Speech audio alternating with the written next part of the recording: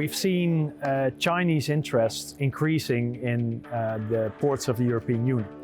More than 22 ports now have Chinese influence. And our ports are our gates to Europe, but we're giving away the keys to others. The EPP Group's Tom Berendsen of the Netherlands, where a subsidiary of Chinese state-owned COSCO Shipping has a share in Rotterdam's Euromax terminal.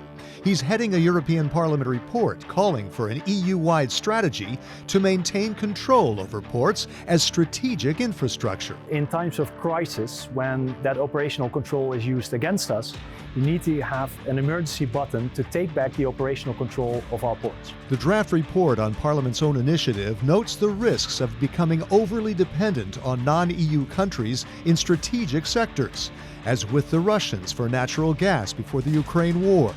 It calls for a European Union port strategy to reduce and limit influence and operational control by non-EU countries in the EU's ports.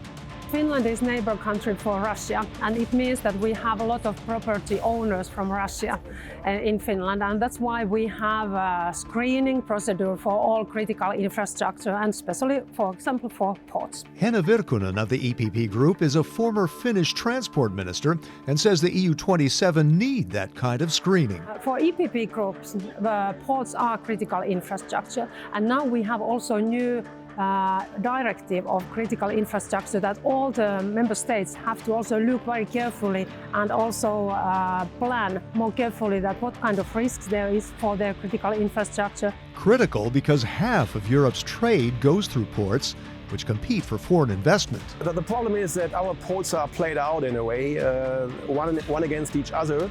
And so we really have to show that we are strong together and that we have a common approach. We have common rules and we apply those rules. The Parliament report says the EU's existing rules to screen foreign investment don't go far enough to protect from foreign meddling in Europe's ports, which are also strategic transit points for energy and defense materiel. China is and will remain for the future a very important trade partner for the European Union.